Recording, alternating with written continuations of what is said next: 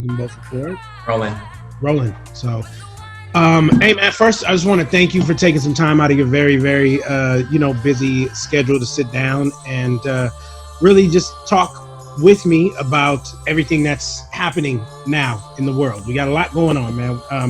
Not only is there unrest out there due to what happened with George, Floyd, right? Floyd.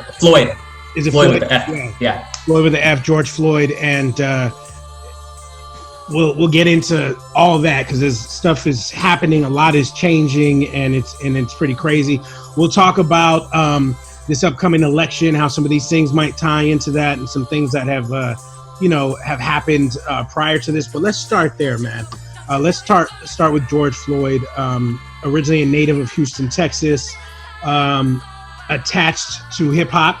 Was actually a rapper down that way who was affiliated with I don't want to say it was Suave House, but actually some notable cats down in that area during the period of time. Also very close with former NBA ball player Steven Jackson and podcaster now Steven Jackson, even referring to him as brothers, his twins, or his twin. And from what we know, he was pulled over. The Minneapolis, I guess, police department is saying that he resisted arrest. We have a video that contradicts that. There was no resistance. And then 9 minutes later, this man happens to lose his life due to what appears to be a knee to the back of his neck. Not one, but now we know 3 officers stood on or knelt on him, or however they're trying to soften putting a knee on somebody in a manner. I've seen kneels, I've seen knelt, I've seen all types of nice words to describe putting your knee to the back of someone's neck. So I'll start with you, let you introduce yourself. So you've been on the show before, talking about Kanye to politically what was going on at the time, but I'll let you introduce yourself and then go in and you can kind of give me some info on or just your take on the situation. Yeah, absolutely. So,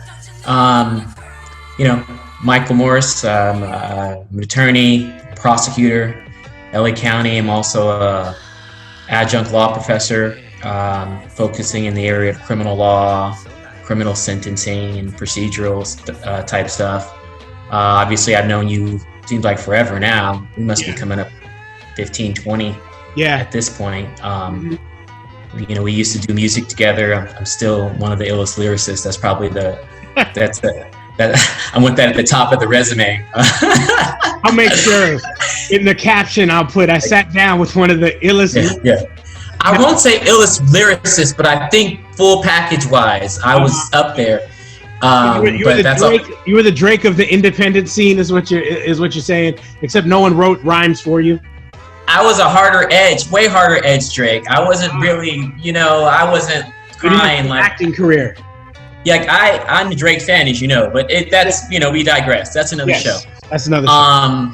So yeah, that's my background then. I mean, and I should say, as an attorney, I should give a disclaimer: the views expressed by me in this setting aren't that of either of my employers.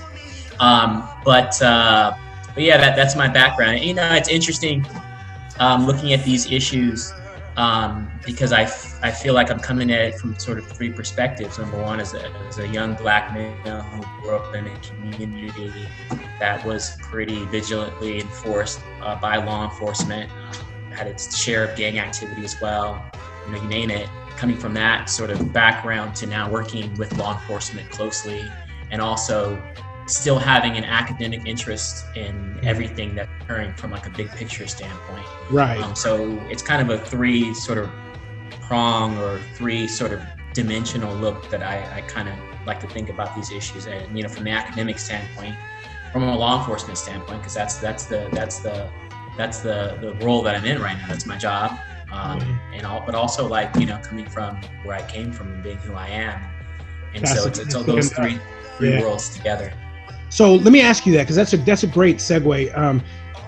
You looking at that and having to, experiencing being on the other side of the law, or not so much as if you were in trouble, but as far as being suspected of doing something, and now being in a situation where you essentially have the fate of someone in your hands, even though a judge or however a district attorney makes that final decision, but you are there acting on their best interest. And then also someone who's sitting back, and I don't want to say is a fan of law, but someone who's very interested in everything that encompasses that. So how do you look at that? How do you sit down in a situation like this, and how does that resonate, or how does that make you feel when you see these type of things? Man, it's so many different things at the same time, you know. People like George Floyd are people that I grew up with. You know, I see myself in that person, in a Trayvon Martin or in a Aubrey. You know, over the past 6-7 years now, I also see it from the law enforcement perspective a little bit too. You know, and so it puts me in an interesting position. There's always mixed feelings when something like this happens, but I do feel fortunate that I kind of have both of those perspectives, and I think it gives me sort of the ability to sort of try to see it in a balanced way as best you can. Everybody has their biases, you know. Nobody's perfect or has the silver bullet to any of this stuff. Right. But I do think it brings me some degree of clarity, at least in my mind. Right. So let's talk about first, I guess, just the happenings of what happened. So you've seen the video. From your professional opinion and from what you know about, the law. Yeah.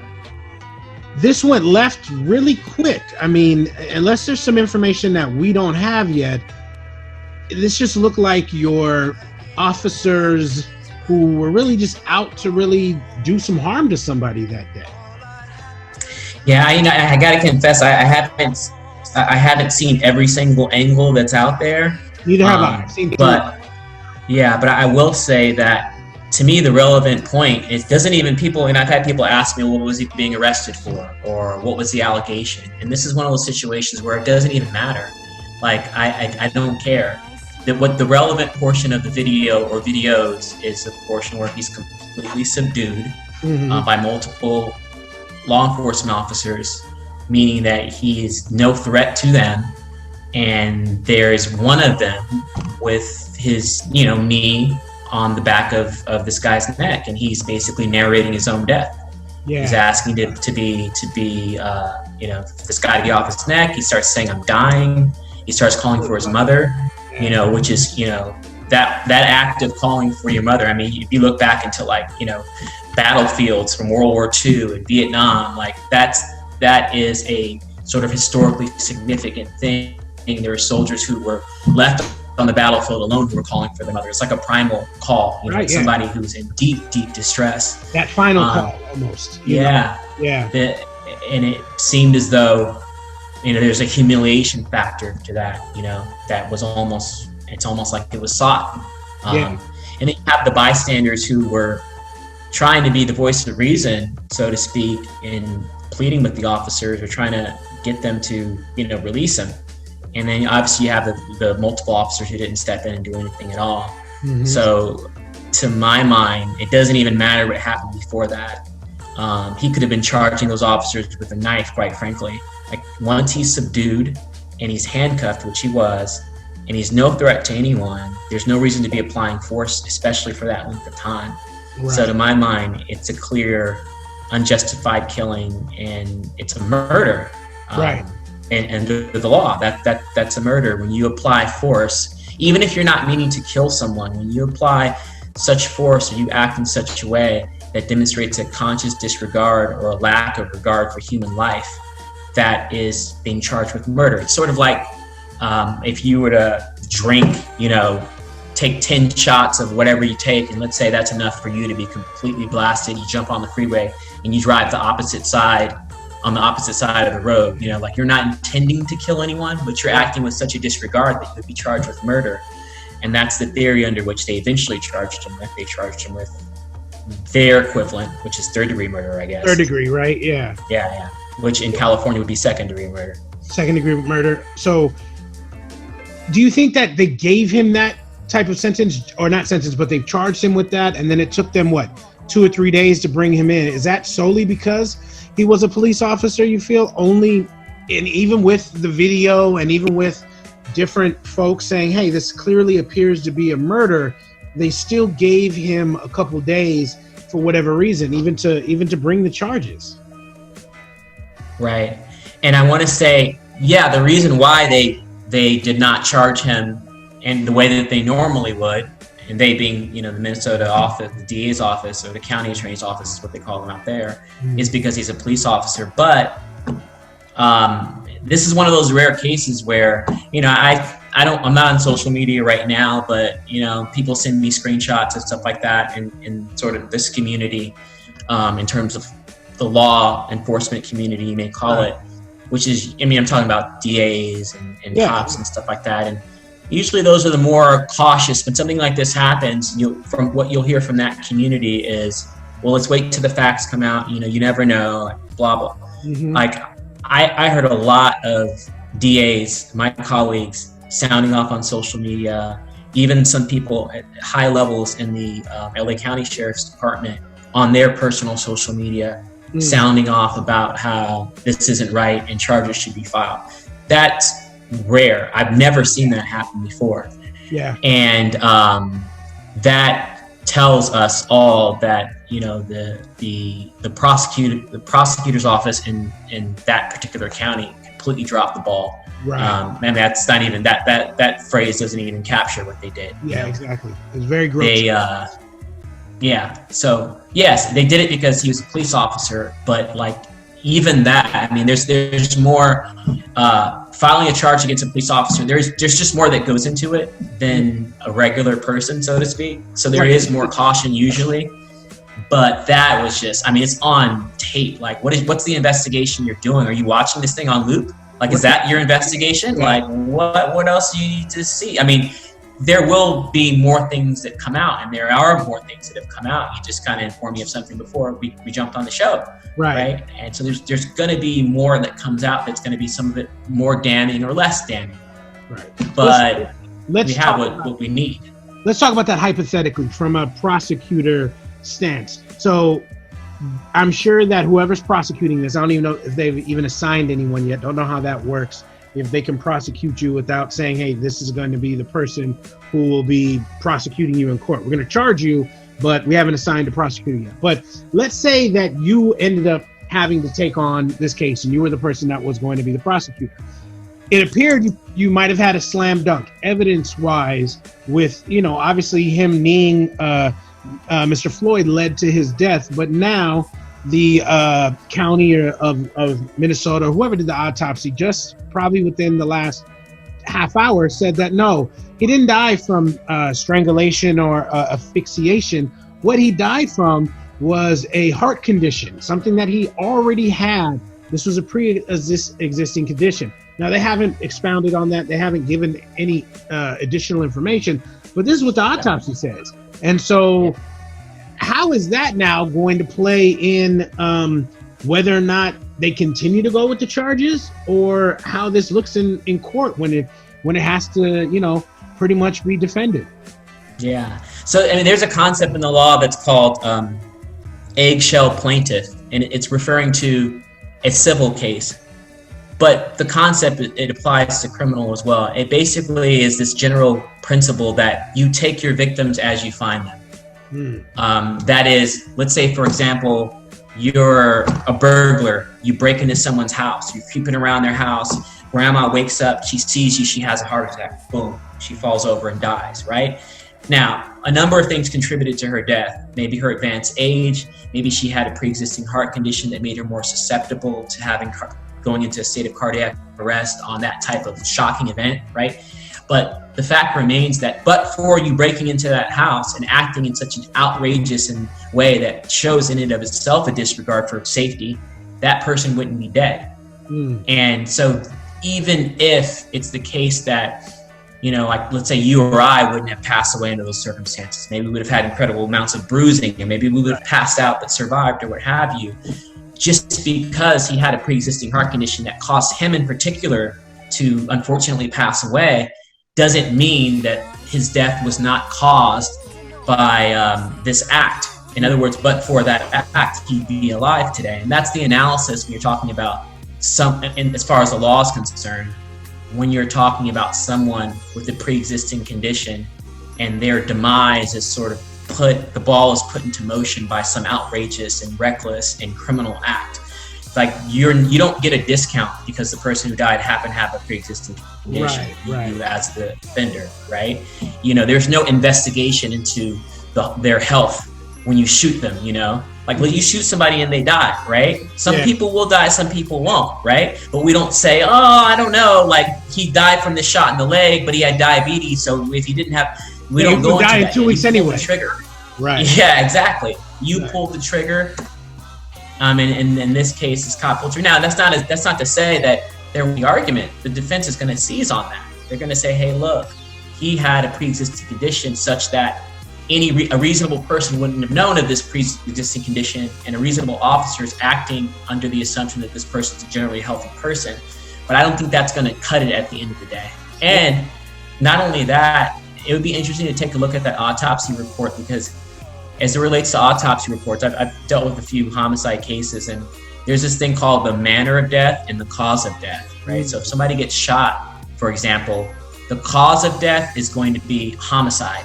Right. But the manner of death is going to be a gunshot wound, right? So it may very well be that he went into a state of cardiac arrest, and the pre-existing condition may have been somewhat a cause of that, but the cause could still be homicide. So it's going to be interesting to see how that's parsed out in court.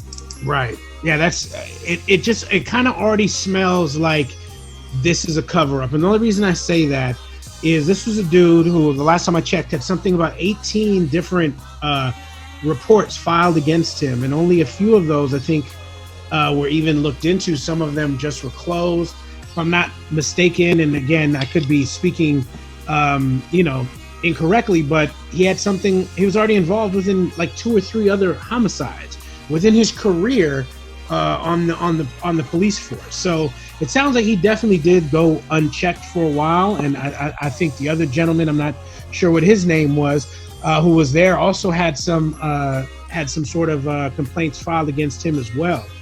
So it just sounds like unchecked behavior, and that seems to be like the key when it comes to law enforcement. And let me say this: I have no issue with law enforcement, except family on both sides, cousins and cousins through marriage that are good cops that go out there every day and put their life on the line. But the reoccurring theme is we have too many, in my opinion, unchecked bad cops who are, spoiling it, for everybody when it comes to the relation between regular everyday people, especially people within the inner cities, who are policed differently than the folks who live in the suburbs. I live in that, I live in the suburbs, and I don't have the same contact with the police that I do when I lived in South Central Los Angeles, when I lived in Pasadena, California. My behavior hasn't changed. I'm still doing the same stuff, still, same habits, same patterns, different city, but the area and the policing is a lot different. Here, how are you doing? They're very nice. In my experiences in South Central and Pasadena, where are you going? What are you doing? Why are you here? Who are you? Those type of things. So it's just that different level of policing. And this again is just weird. As more stuff comes up, these guys worked at the same nightclub doing security. Possibly they might have known each other. They worked the same shifts. Stuff overlaps, things of that nature. This is going to get a lot worse, I feel, before it gets a lot better. Yeah, and I mean, it really doesn't help when you have a prosecutor's office like that in Minnesota. I believe it's in Minneapolis. I'm not sure what county that's covered, but who fails to kind of administer justice fairly and kind of clearly does it in a biased way.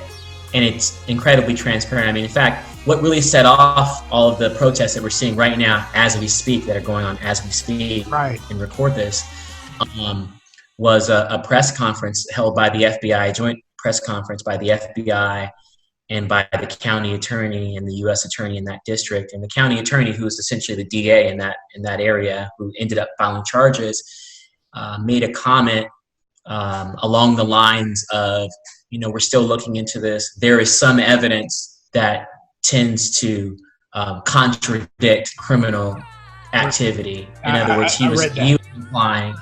Yeah. So that statement really set off a firestorm. Not only was there an announcement that we are not filing charges yet, but he kind of tipped his hand in such a way that you thought, well, maybe there's never going to be charges filed in this case, right?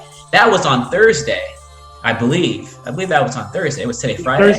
It was Thursday afternoon. Yes. Correct. Yeah. And then Thursday night, all hell broke loose.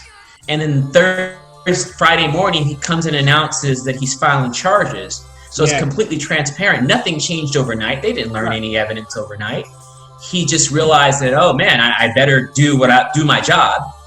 And who knows what he intended to do or how long he planned to draw it out or what he was going to do. But he clearly demonstrated that not only has he made a contradictory statement as to the strength of the case, because Thursday he says that there's some stuff that indicates innocence, and then Friday he's saying, oh, I'm prosecuting this guy. But also he's showing that justice, so to speak, is bending to the circumstances outside of that particular case. In other words, he's saying that the city break loose and go crazy, so he's responding to that, right? Which he's really not supposed to do in any case. He's just supposed to do his job. He's not like, for example, if there were no protests and riots and the precinct at Minnesota wasn't burned down, he probably wouldn't have filed the case. And that's not justice for anyone. Like the cop who got filed on shouldn't be like, oh, they burned down the precinct, so now I'm being filed on, Yeah. It's just all around. It's poorly handled all around, and that sets us back so much, and that sets back the job that I'm trying to do, and a lot of good cops, so to speak, are trying to do, repair some of the frayed tensions in the community. Right. It just sets us back so much. I almost feel like, I don't want to say a tribunal because that's like a horrible word to use, but there needs to be, when these type of situations happen, there needs to be a council that involves the police and involves the community, so things can be discussed to avoid, the protests, the riots, whatever word you want to attach to it, the unrest, the division that this causes. When it is something that, in my opinion, is clear cut that this was wrong, and there are people in the very beginning. So when this started, I think it was Tuesday, maybe the first time I saw it, or Wednesday, there are a lot of people who said, hey, this is wrong. I can't believe this is happening again. And then as the rioting, the looting, the protests, whatever, now it has flipped. And now it's like the protesters, the rioters, the people who are tired of being preyed upon are the ones that are wrong. And it completely changes the narrative, in my opinion. And it takes away the focus from what we really need to be discussing, is how do we make police relations better? How do we strengthen this within the community? And again, now we're pointing to, wow, look at these animals, look at these savages, look at everything that they're doing. How do they expect for anything to change? And I think that's one of the most disappointing things for me is that this continues to happen, but I feel like we are not prepared as a community to be able to make things better for us, or at least establish relationships that can allow us to try to make these situations better when this stuff happens. Yeah. And it's interesting because there's usually, no matter what is seen on video, there's usually two sides in terms of voices that you hear. You'll hear the voices who are saying, oh, the cop did wrong, and then you'll hear voices that say, well, hold on, let's wait for the facts. Kind of no matter what's on the video, you know what I mean?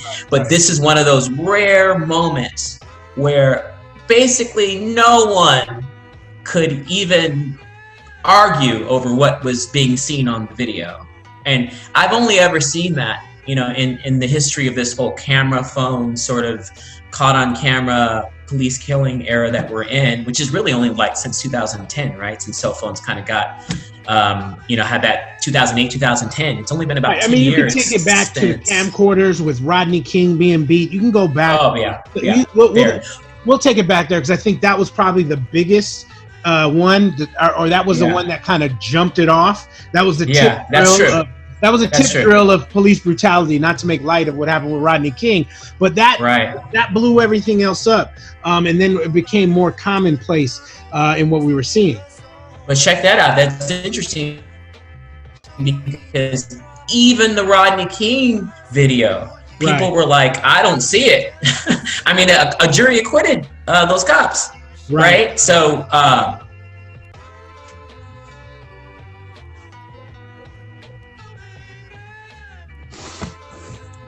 yeah, I can hear you.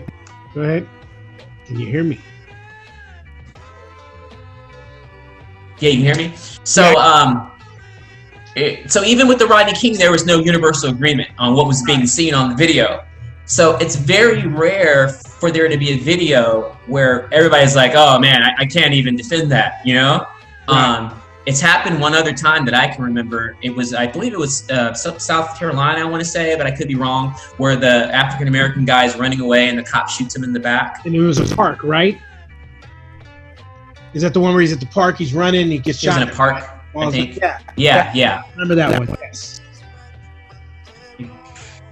Yeah. And that was, so these are the only two videos in my lifetime that I can remember there being a unanimous view of what is actually being seen on the camera.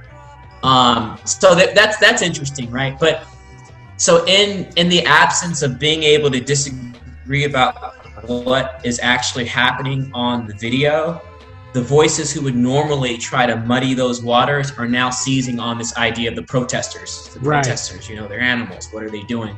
That's the narrative. That's the fodder, right? And look, I'm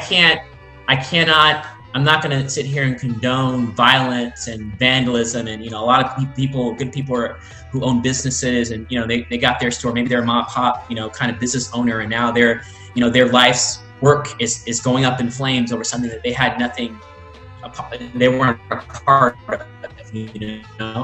Or maybe they don't have a car and they rely on the Target or they rely on the corner store that's being burned down, right? So that's all bad in a sense.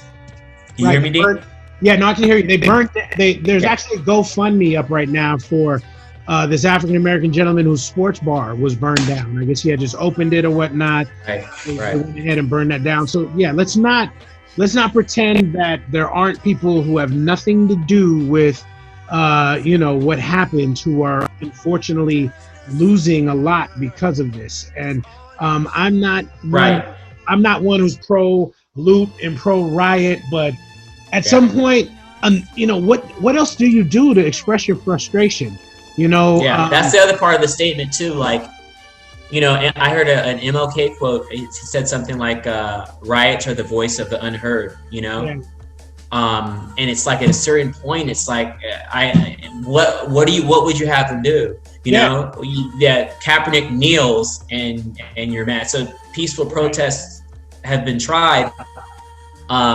And so at a certain point, there is a breaking point. There is a point where you feel like you've screamed into the wind enough, and now you're going to scream at someone.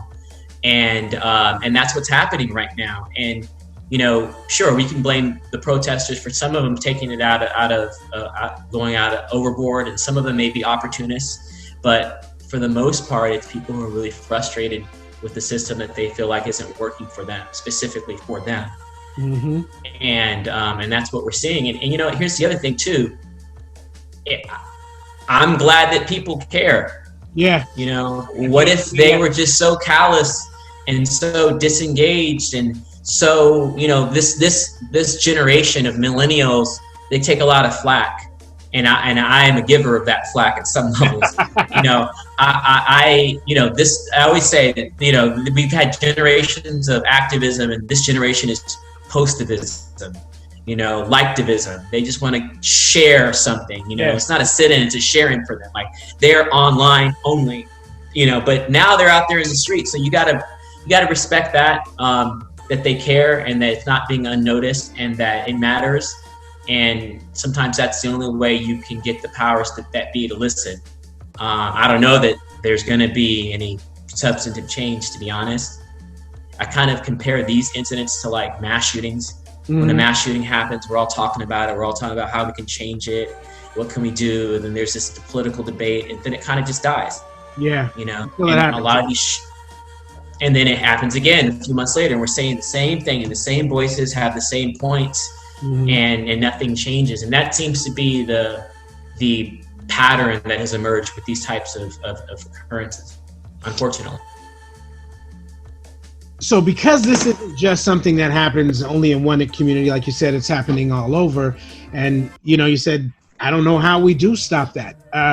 Do you think that there needs to be involvement at a much higher level when it comes to, you know, whether it's the FBI, whether it's some other sort of government agency that really has to come in and start to police these things? Do you think that will change it when it isn't handled by internal affairs or something to that effect, when there's actually a group in a branch in the government that handles police violence and only police violence? Is that kind of where we need to go? Give it its own light?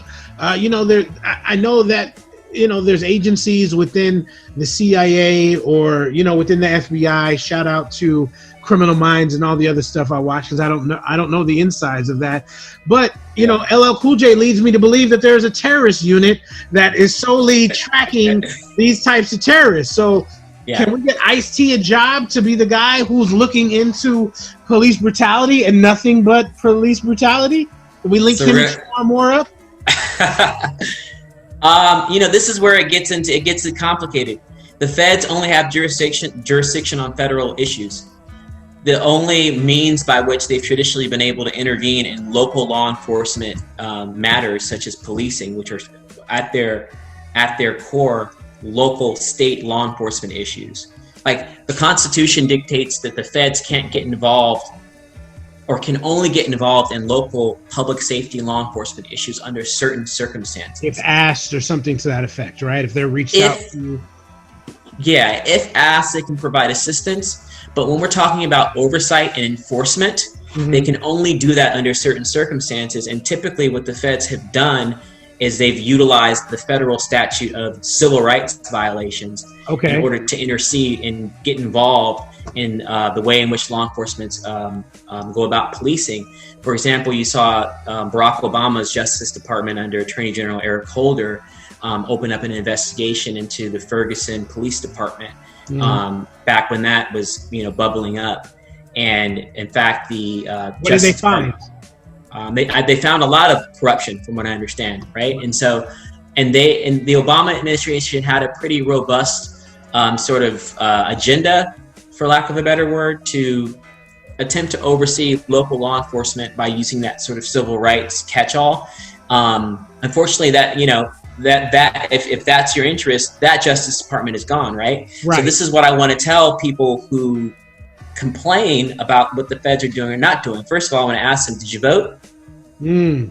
Because, you know, if it was a different administration, it may be handled differently. The feds may be getting involved. The feds precipitously pulled out of all matters involving local law enforcement related to policing along the lines of race. They pulled out under this administration. Wonder why?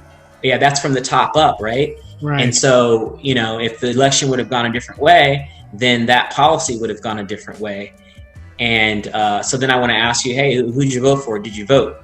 But that aside, this was happening still, you know, even though that the Justice Department, it was still happening, right? That's why they opened up the reviews that they did. It really has to do with the lack of jurisdiction. The feds just don't have the same jurisdiction that the local law enforcement agencies do. So they're kind of left to their own devices unless the feds can come in under a civil rights theory and attempt to force some adjustments in that regard. And it gets kind of to be more of a technical sort of legal analysis from there. So, you know, unfortunately the feds are at their strongest when they're dealing with matters of national security and of the entire country, interstate. And the states are at their strongest when dealing with matters of local law enforcement and public safety. that's just how the Constitution works. So then it just sounds like to me locally that needs to really be focused on. And I know there's, like you said, the internal, what do they call it? The internal affairs. I'm sure that's what happens within the local law enforcement. You have a group of people that looks into that, but I don't want to say some sort of watchdog, because that doesn't really work either. They can blow the whistle, but who follows, through with that?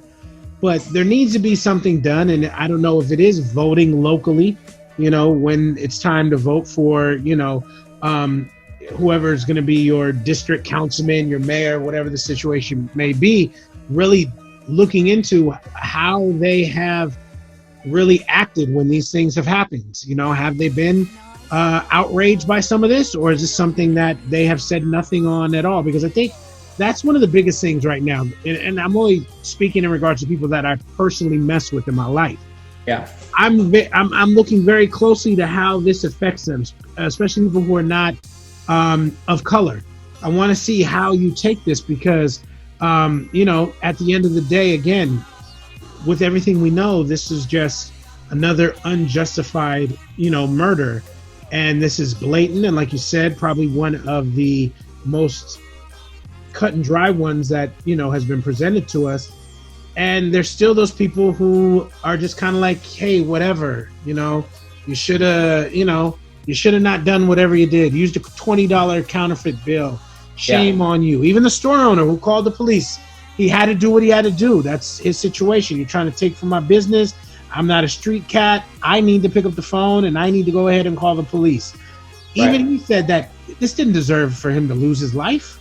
In regards to this. So, I think that's one of the biggest things that is shocking to me, is not only the non-folks of color who haven't said anything, but also the folks of color who are in the position of power, who should be saying something. Said something when Biden said what he said, which in my opinion, thinking you're invited to the cookout and can say whatever you want to say, and taking a man's life, different sides of the pendulum in my, in my opinion. But I think that's one of the most telling things now too, is you can clearly see the divide, or the folks who are scared to speak, and that's very unsettling with me. I'm that's true. I think we need voices out there, but I'm almost I would prefer that celebrities and people like that would put their money where their mouth is, more than anything, for real reform, the reform that they seek. Right. There are millionaires and billionaires out there who are pumping money into certain political campaigns and are behind certain agendas in order to affect certain political and policy changes. I would like to see celebrities who have means and resources do something like that. And it wouldn't even have to be something that they blow up on the gram or on their Twitter or what have you. I guess they could do that as well. Right. But if they would actually put their money into some of these causes that they believe in, and there's some good reform that I've often criticized some of my friends who, not criticized, but I've strongly suggested that some of my friends who are more focused at protesting local district attorneys who they feel are not evenly applying justice in the case of local law enforcement officers with whom they deal with on a daily basis and rely on to make their cases and so on. Rather than focus their zeal and their efforts in that direction, they should focus some of their zeal and efforts in the direction of their state legislatures, who have the power to take the jurisdiction away from the local district attorneys and county attorneys and put it into the hands of a more removed prosecutor. Doesn't deal with the law enforcement agencies on a day-to-day basis. Right. And that would, to me, from my perspective as a prosecutor, that would work great for us, because we would never have to be put in the position where we have to prosecute people that we work with on a day-to-day basis and who rely on for cases. And we wouldn't have that appearance of impropriety even. Right. If you had someone who's prosecuting cases who's more removed than someone who's actually, I'm a prosecutor in the same city where this cop works. Right. Even though a lot of offices take great They make great efforts to try to be unbiased and wall off those two worlds of prosecuting police versus working with them. I think we have an issue of the appearance of impropriety. Yes. And it's not like a district attorney can just give up their jurisdiction and no longer prosecute cops. That has to be something that's done from a state legislature's perspective. And so reform like that could probably accomplish more than knocking down the door of your local county district attorney or county attorney. I think more focused protest and reform around what really are the issues. And these are structural issues. Never mind the fact, Dee, that the prosecution of police officers are some of the toughest cases for a number of reasons, but not the least of which, and maybe mostly because jurors don't want to convict cops. They want to believe that people who wear a badge and who protect them, who run into the burning buildings as they run out, who run towards the gunshots as you run away from them. They want to believe that those people who are, from a unbiased perspective, are, their job is, I think it takes some gusto, it takes some bravery to do that type of job. They don't want to believe that those people are out to do anyone harm, and they would rather believe that it's a mistake, But in your job and my job, well, maybe not my job, if I make a mistake, whatever, depending on your job, right?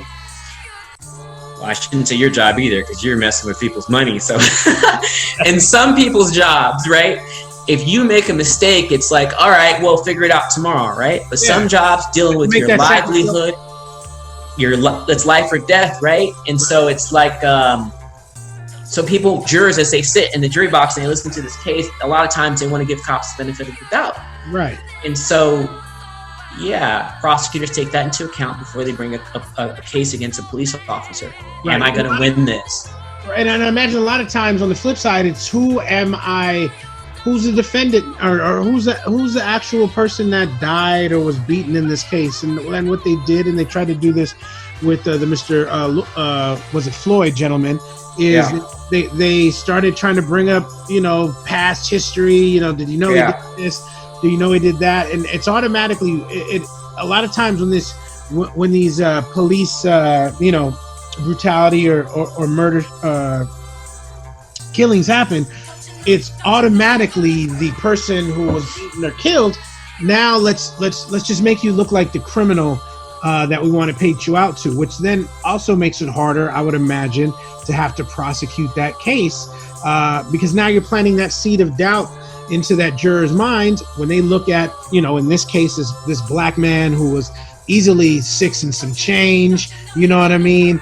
I'm sure they'll pull up old songs of, him talking about whatever he did or whatnot. And then that'll be the picture that's painted, that this police officer feared for his life and was just doing his job.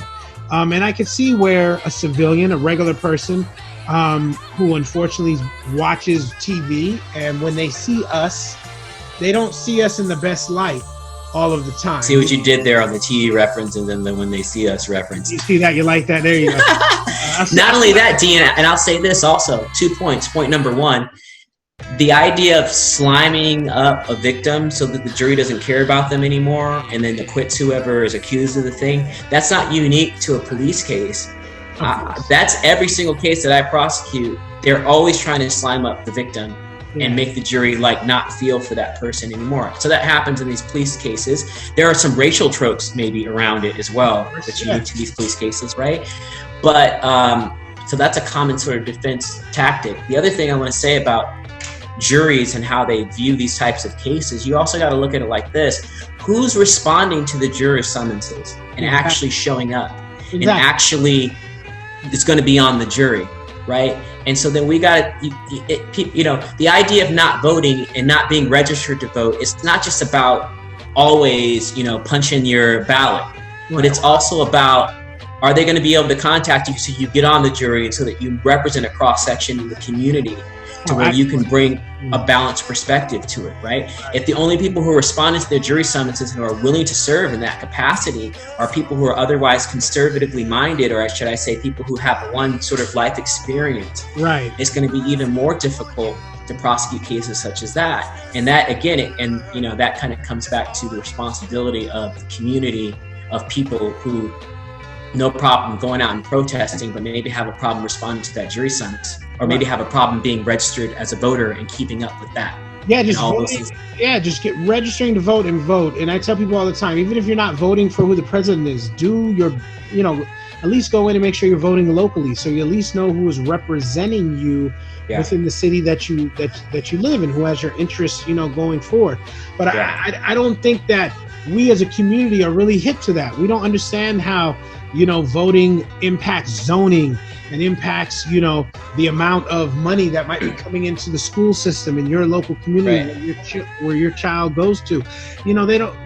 We're not really taught and educated that. We're just like, hey, who you voting for president? I'm not voting for him because he doesn't like A, B, C, and D. And let's segue into that because that's something again. Can I say one more thing about that, D? One more plug ahead. For voting. Yes, definitely.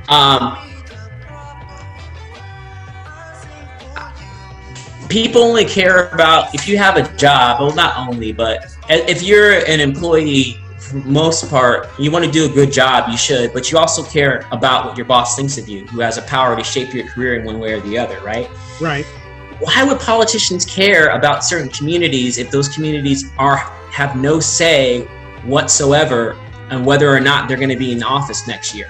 Right. They're going to make moves for the communities who hold them accountable and who can change the trajectory of their career, and so by not having a voice in terms of that at the ballot box, these politicians are not going to do anything for those communities who are not showing up, period, point blank. So there's no way to hold accountable politicians so that they will act in your interest, because you have nothing to do with their livelihood or their bottom line whatsoever. And so it's one of those things where you are complaining about a system that you're not participating in. So anyways, that I could talk about that for a while. Not that vote is the silver bullet. Voting is not the silver bullet. I'm not, saying it is, but it's something that is one of those. Yeah, it's one of those things that builds. It's a building block towards it all, I think.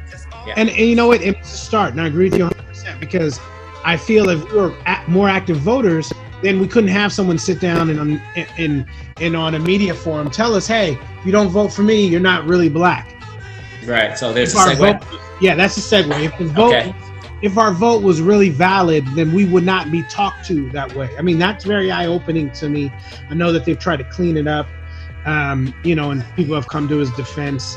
But it just, once I heard that, once I saw that, it was just further confirmation that neither side, so to speak, really cares about the black vote, or the people who are casting the black vote. Let's say that. All I want is your vote.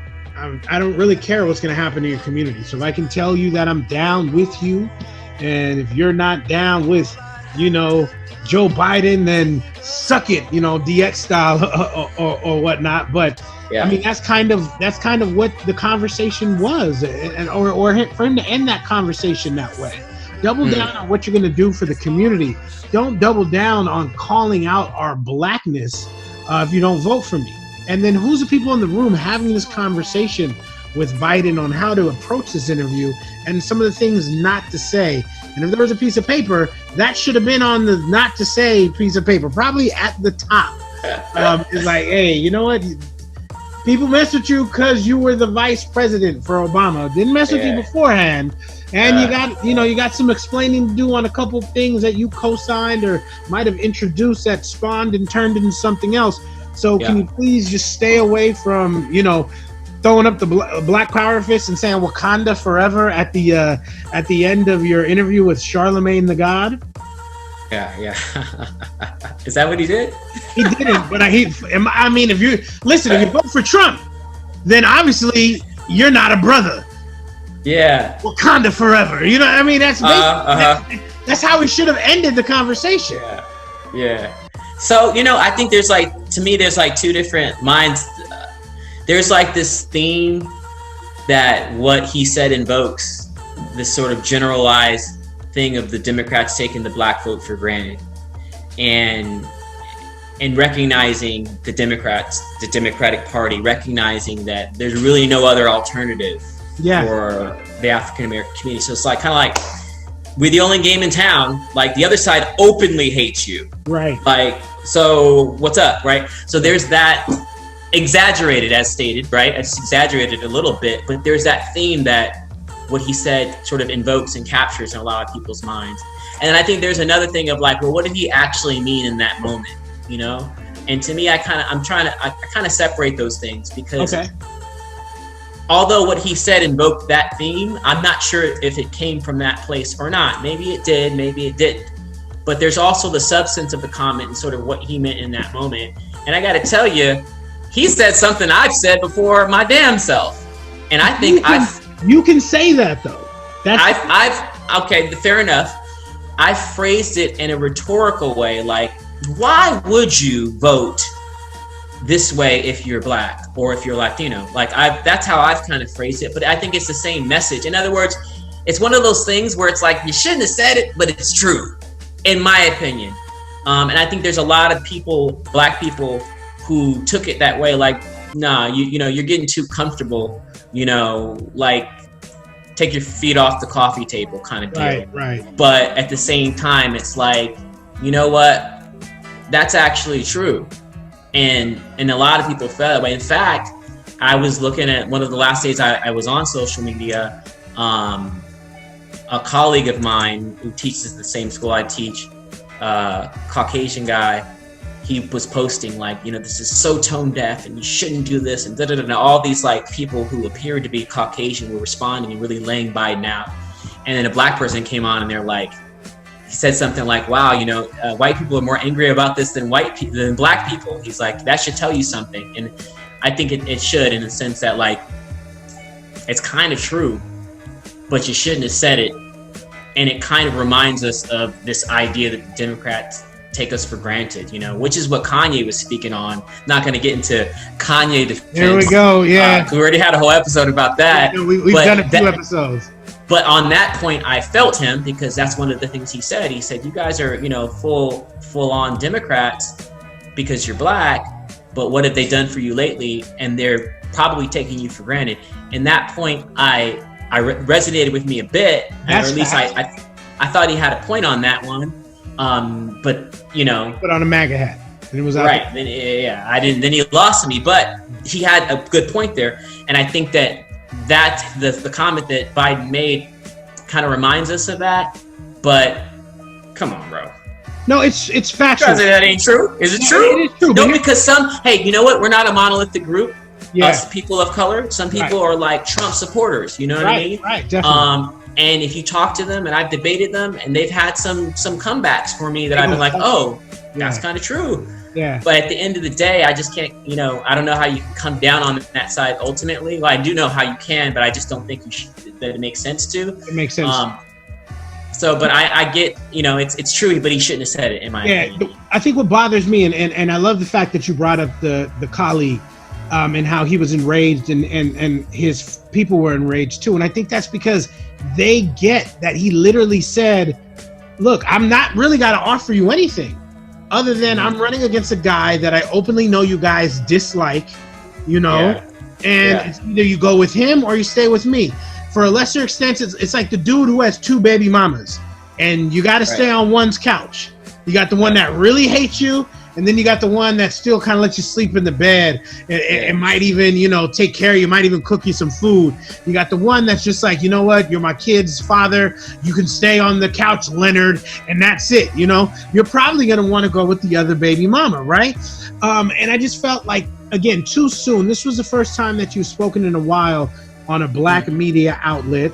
And you were challenged with questions, and I'll give Charlamagne a lot of props for asking about some of the drug laws and some of the things that he put in effect, or we thought he put into effect. And I think Biden did a good job of distancing himself from what happened and talking about the entire process, making himself look less of a villain. But again, at the very end, to say, look, you know, the reason you should vote for me is because these are the plans that I have in place.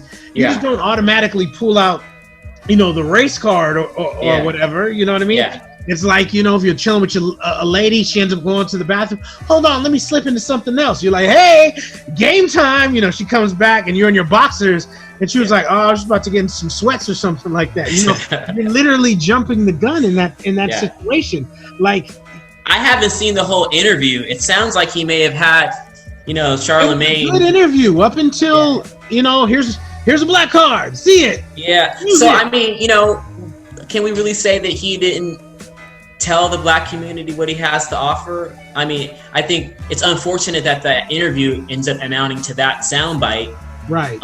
But it sounds like, I think, even from what you're saying, Charlemagne hit him with some questions, and he presented his case as to why the black community should vote for him. It sounds like. So I think a defense of the record. Yes. Here's my record. Let me talk to that. Yeah. And then, you know, he had to go because they're like, "Oh, you're running late." You had to go, and it was, you know, and maybe he did have something planned. I'm going to give you the rest of this plan, but it was just kind of like mic drop. You know, like if you vote for Trump, you don't vote for me. You're not black. Good night, Compton. And drop the mic and just walk up. Hey, you know what happened? He had a black aide in his campaign who dropped that line to much laughter, probably, and then he heard that. He's like, "Oh, I'm going to use that." And he goes on there, and it's just like, "No, you're not. You shouldn't use that." Props to Charlemagne for not like freaking out or anything. I think he just kind of went to the next topic from what I saw. It was at the very end. Like I said, it was at the end, and he got that. Charlemagne got that soundbite that he said himself, "Hey, you know what? It is what it is. Take it how you want." You know, and a lot of people have come out in defense of him. But what, as a community, aside from each of our own personal issues that we have going on, what do you think should be, especially for the younger demographic? What do you think should be some of the issues that they're really focusing on now that it's definitely Trump versus Biden, unless something else happens? What are the questions that they should be asking? What are the things that they really should be concerned about going forward?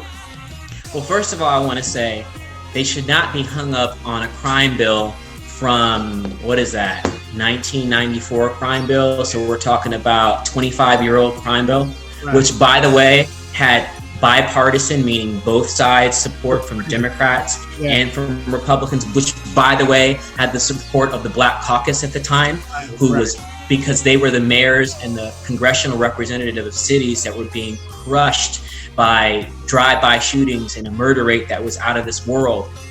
And they were approaching Washington in such a way that they felt that their communities were under siege. So they wanted those tough on crime bills. Like the black leaders in those cities, Detroit, Atlanta, those congressional representatives of the Black Caucus, which is the most influential caucus of color in the United States Congress, they were for the crime bill. Now, there were certain parts of it they didn't like at the end. They were like, "Oh, we object to this or that." But on the whole, that was a bipartisan bill that was passed during a time where the people who were dying looked like us.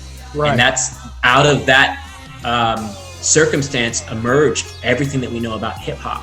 Your NWAs, your Dr. Dre's, your Nas, your J's, all of them came out of that late 80s, early 90s crime wave.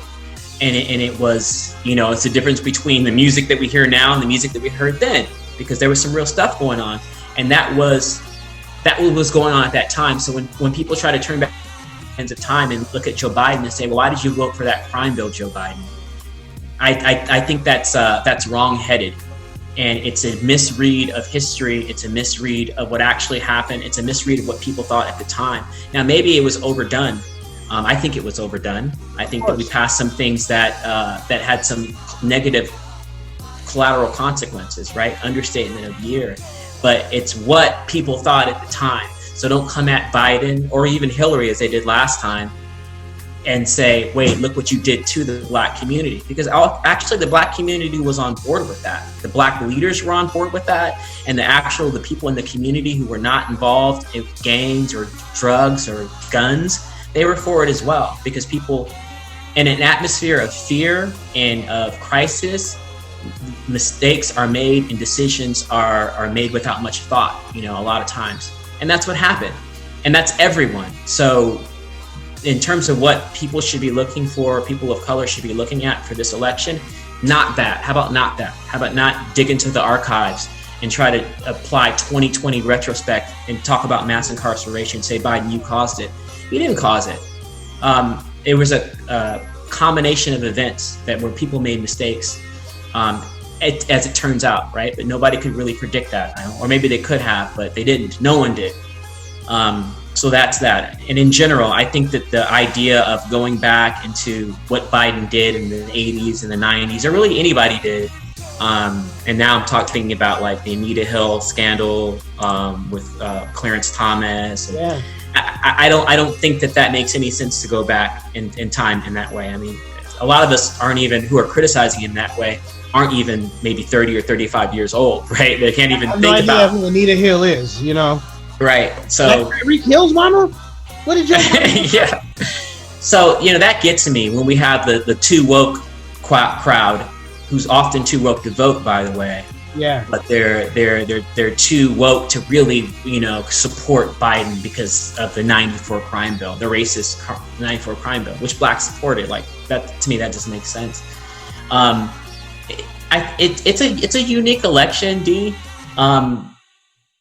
I think that the number one concern of anyone who wants to go out and march into the streets right now because of what's happening with law enforcement should be a changing of the guard. That should be their number one concern. I don't think that we have the luxury of political nuance right now. We just don't. You know, we're talking about right now, you're at the point where, you know, you're walking to work. All you want to do is just save up for a car right now. You know, you think about putting rims on it later or getting the nicest car you can. Right now, we need the bare minimum, and we need a vehicle to get from point A to point B. Right. And I think right now, that's all we need to worry about. Once we get there, we can improve it a little bit, but we don't have the luxury to sit back and nitpick, you know, on these issues. I mean, I think we should push. I mean, I think people who care and who are concerned should push for the causes that they want, but not in such a way that it destroys the likelihood of any progress whatsoever. So the car, then the vehicle, is making the changes at the local level, making changes in your local community, and of course that, you know, eventually trickling up. And there'll be people who say, well, that just takes too long. But I look at it the other way. If you make the changes first within your community, you're making it better for yourself right off the bat, and then that spreads out elsewhere. So if you're in the community and you're actively making the changes, you're going to be a part of the change happening to you quicker, rather than it happening somewhere else and then you getting word and then passing something, and then this county adopts the same thing that this county is doing. So if you're not affecting change and you're just waiting in the water, so to speak, waiting for things to change, you're gonna be waiting a long time. Yeah. And what I was talking about was the top of the ticket. But you're right. The local issues matter sometimes more than what's happening at the top. And it's hard though, because what's that? As far as things happening quicker, because there'll be those people, and we know one, who will say, "Man, I'm not voting because it doesn't matter if I vote for Biden or Trump." Right? You know, I live in wherever. I live in Rialto, or I live in, you know, Riverside or whatnot. Trump ain't gonna do nothing that's gonna help me in, you know, in Riverside or Rialto. So for those people with that mentality, and I think that's a lot of black and brown who have that mentality, it's almost better to sell them on trying to make the changes in the community or at home first, before even trying to pitch to them a larger agenda, because they're going to be so detached from it. Yeah. And you know, the idea of change is, I don't know, you know, people want to see instant gratification and see change right now. And if you're in the business of change, then you know, the long moral arc, the moral arc of history is long, but it bends, you know, towards that. Like, it takes a while. It does. But yeah, I think that the issues that people need to be concerned with is, number one, the vehicle from point A to point B. And to my mind, that's happening at the top of the ticket. Gotcha. I personally am not for slamming Biden in such a way that it deactivates the electricity or the energy around him prevailing. Yeah, we can nitpick, or we can, you know, Do you think he will win, Biden? Do you think that with the corona and just Trump wild ways every day. Do you think that Biden has a chance, or is this just pretty much an exercise in attrition at this point? But Biden's Achilles heel is also his something that could work in his favor, and that is the current atmosphere where he cannot. Coronavirus is causing an atmosphere that is pretty much debilitating for the economy, which is hurting Trump. But it's also causing an atmosphere where we can only hear from Biden from his basement. And for that reason, like, you really can't campaign from your basement. And Trump is willing to go out there with no mask and do whatever. And he also has the spotlight of the presidency. Right. So when you got a guy who's on Zoom from his basement, and you got another guy who has the platform of the president of the United States, like, that's not great. On the other hand, depending on how this coronavirus thing shakes out, if it shakes out very poorly for the president, then maybe Biden may win by default from the basement. He'll give his acceptance speech from the basement. Well, listen, let's call him Big Tigger, because BT in the basement was popping back in the day, and so there's a blueprint to how he can have some people come hang out with him in the business or in the basement. Yeah. But also, this is social media. You have an artist like Tekashi 6ix9ine who is breaking the internet almost every single time he says something. So they have to find a way to harness that. And even if he's stuck in his basement on Zoom, I think that is better for him. You think Biden could ever really break the internet? You know what? I think a conversation between him and Barack Obama probably got the most clicks ever for saying that if you vote for Trump, you ain't black. That's probably the most clicks he ever got in this entire campaign. Imagine if him and Barack sat down and talked about things. That breaks the internet. Even if you bring Michelle Obama on, that breaks the internet. But then you're out of people after those two. Let's say Jay-Z. You bring the right people on to have that conversation, you're going to break the internet, and he needs to do that.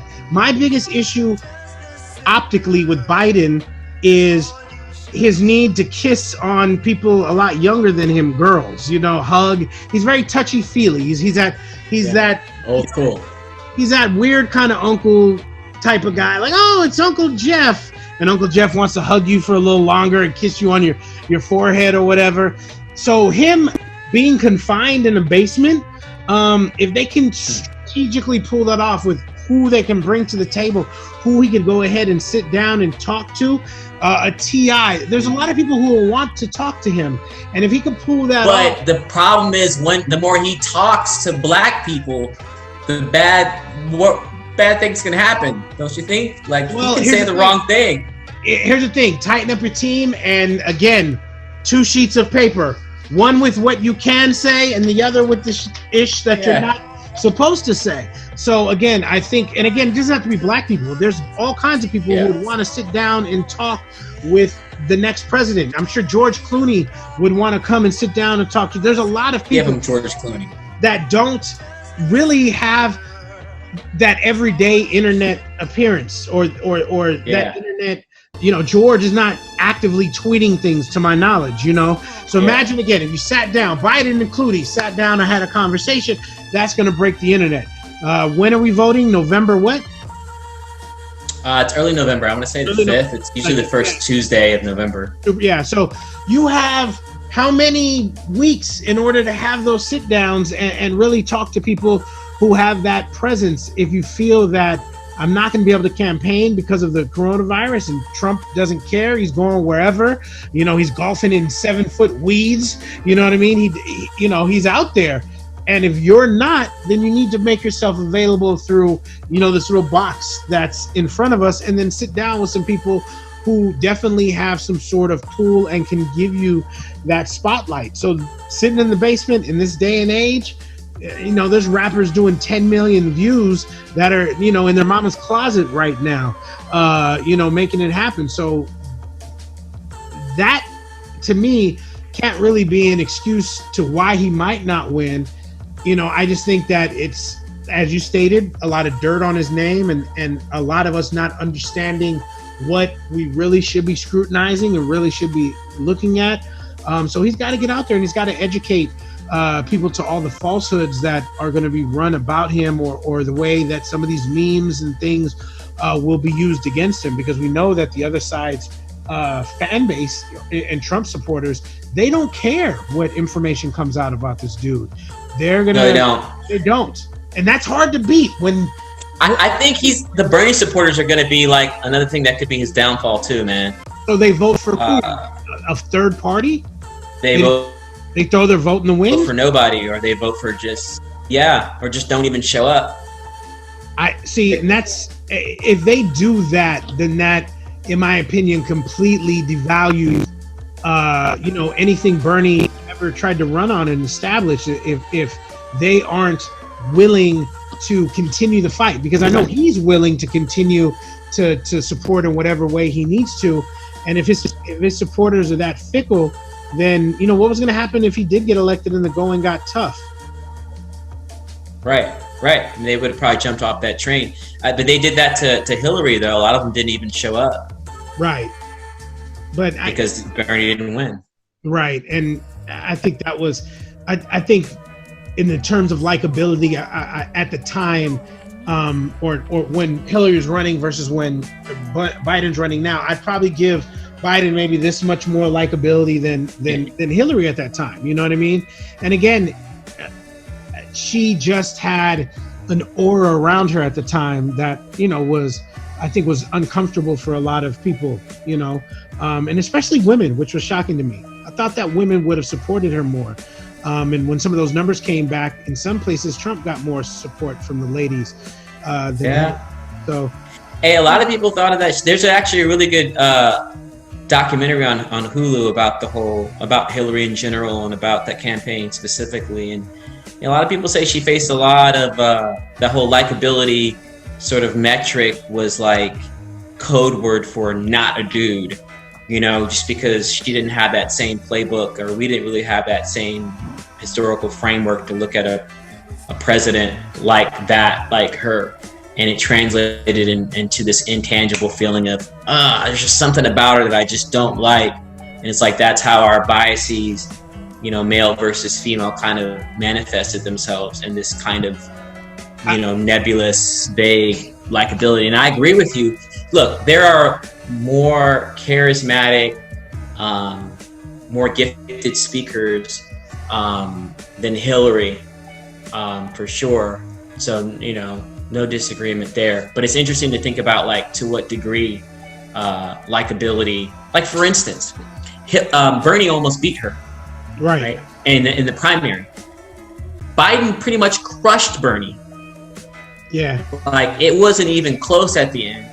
And Hillary, they were like neck and neck for a while, especially in some of the more sort of conservative states like Michigan and like, Ohio and stuff like that. In the primaries, they had a hard time voting for Hillary, and they were going Bernie a lot of the times. And everybody thought that Bernie was so strong because of his showing against Hillary, that he gave her such a run for her money.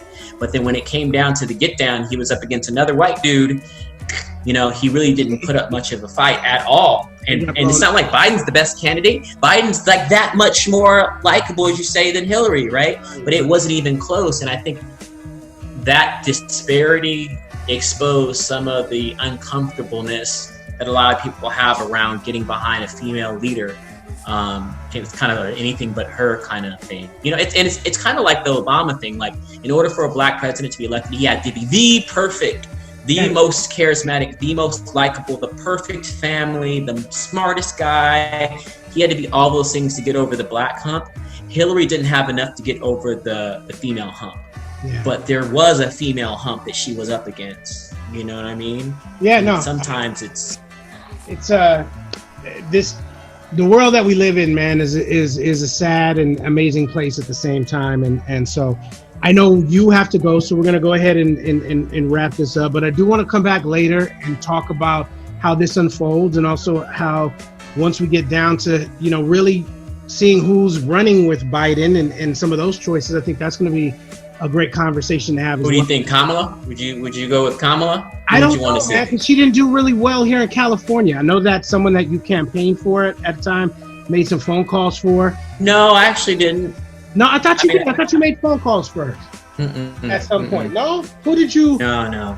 No, because you were the one that hit me to Kamala, and when you were. Yeah, in the final analysis, though, I didn't really do anything for her campaign. I did make some phone calls for Hillary last time around. It was Hillary. Look, I mean, I like Kamala.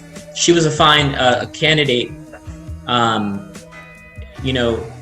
Her issue, she was confronted with a lot of the wokesters who were like, but you were a prosecutor. Right. And how could you have been a prosecutor? And you put people in prison and you did X, Y, Z.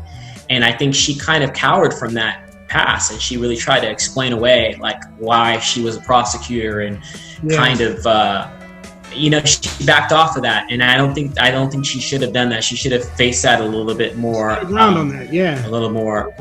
Yeah, she should have been like, look, yeah, I prosecuted people who murder people should be in prison. I put them in prison. I'm sorry that they look like you and me. Yeah. And the reason why they look like you and me is because of structural racism and a history of discrimination and lack of opportunities, lack of educational ability and financial resources. But they shot and killed someone. And by the way, that was also someone of color. And there was also a black mother on that side. You know what I mean?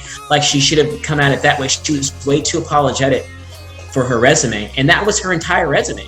She was a prosecutor through and through, the DA of San Francisco, then the Attorney General of California. So, and then that propelled her to the Senate. And when you take that away, and the left wokesters took that away as being a benefit to her, she really had nothing left, But I thought she was a decent candidate. I don't know if she'd make a great running mate for Biden. She may be too similar to him. Yeah. I really have liked, I know we're about to go, but I really would have liked to have seen, I don't know if you're hip to this cat, Andrew Gillum from Florida. Yeah, Mayor but of Tallahassee. The brother that they found with the crack pipe and all that kind of stuff like that in Florida, right?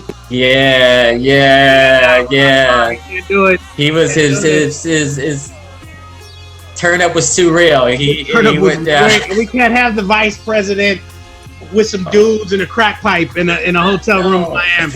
Listen, you can't have that. If you're choosing to do that, eliminate the crack. Go get your dude or whatever. I had no issue with that. And it'll go. This is my narrative for everyone who chooses to step outside of your marriage and you're rich. Pay for a professional to step out of your relationship with, and most likely you'll be fine, and you can go on doing a great job, because you don't have to be a great husband or a great wife or a great partner to be great at the job that you do. But the minute you interject narcotics and gerbils or any other strange little things into you stepping outside of your marriage, that as Randy, is it Randy Jackson? Was that the dude from American Idol? As he once said, that's a nah for me, dog. That's your PSA. High class call girls. If you're gonna step out on your wife, listen, I don't condone that. I'm not cheating on my wife, but if you are going to do that, Wendy's not on this episode. And there's a lot of people. She listens, so she knows. There's a lot of people who choose to do that, and there's a lot of high-profile people who choose to do that well. As well. So it makes no sense to me. Do that well. I heard what you just. It makes no sense to me that if you are a multi-millionaire, case in point, this the dude from I think he's Earl Thomas. I don't know if he's a Seahawk or wherever he's from. Former Seahawk. He's in the Ravens now. Yeah, his woman goes through Snapchat to find out. Like, come on, man, you're a millionaire. You know what I mean? Whatever little fantasy you want to pull off, you have the money to go ahead and make that happen. Drop some coin, do what your little dirt is, go home, and then everything is cool. But unfortunately, people are controlled by their impulses and don't truly. Risk takers out here, bro. That's how they got to where they are. We're taking them risks. No, you can't be out here being conservative and get to where they're at. He went to practice every day. He listened to what the coaches had to say.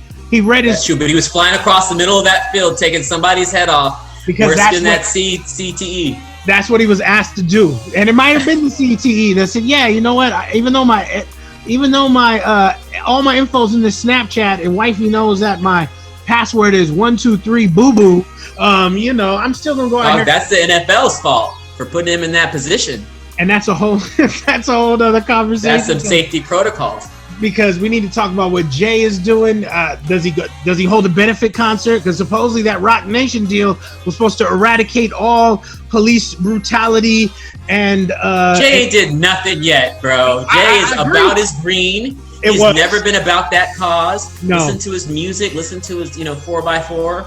If I can't get rich, is that what it is? I think that's. No, it's 444. Oh, I thought it was 4x4. I don't know. You only did that. I was overrated. You only did that because you're a Kanye fan. I was overrated. But he said I can't help the poor from one of them, so I get rich and give back to me. That's the win-win.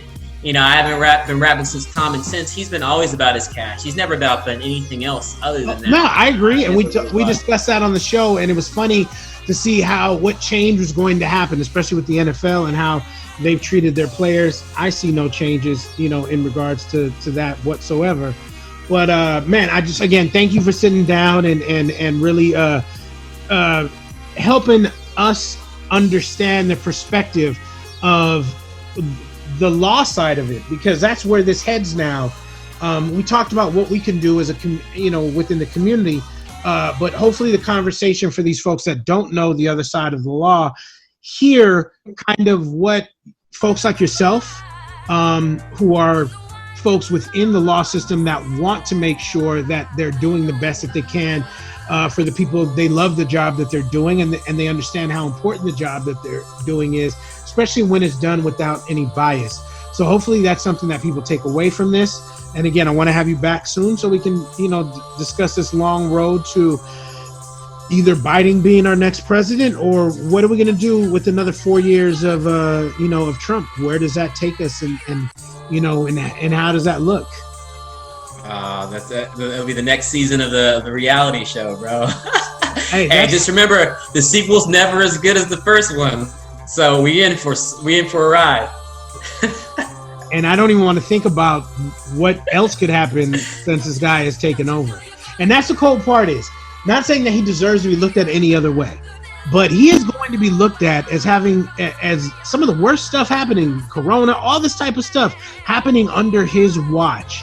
And at the end of the day, I don't know where once it's done, I don't know where he goes. I don't know where he goes to hide. I don't know how he avoids all the scrutiny. I'll give Bush props. Somehow Bush took his horrible presidency and then came out on the other side as like this lovable caricature, hey, it's George W. Hey, George W. Yeah. I don't know how Trump comes out this other side, other than looking, really bad. Not saying again. Let me tell you, the second act is going to be scorched earth, because what really does he have to fear? He can't be voted out once he gets to the other side of this. Yeah. 0 checks. I mean, it's not like he's fearing anything now. Can you imagine? He's already threatening to punk social media. He's just going to start coming for people he don't like. He's going to see something you say, and he's going to introduce something into the bill. He's going to be like, yeah, that part. His name Mike. Is there a part of you a little bit that's like, man, he's a cold cat? Like, you know how you kind of rooted for the heel in wrestling? There's no part of you that's like, you should have hit him with a sledgehammer, Triple H. No, you know what? Because you got a sledgehammer. That's kind of badass. I like heels that are cold and calculating. Nothing that he does is calculating. He just goes out and says whatever he wants to say. And if he was calculated and had some sort of super villainetry, I don't even know if it's a word, but villain, whatever. If he had a little bit of super villainism to him, then I might rock with him. But he's really the rich dude in the movie that you realize is not really the mastermind. It's really he tells you his whole plan like right before he kills you, and you use the plan in order to get out of it. You don't even get to that part. He's the one that's like, it has to be this guy because he's got all the money, he has the access to everything, and then you go to bust him and he's dead, and it's really the other guy that you had no clue was really the villain. He's just really the puppet in his back. Not saying that presidents that came before him weren't, but I think he is really the face of the puppet president. And I really believe that, he doesn't really have any plans or agendas.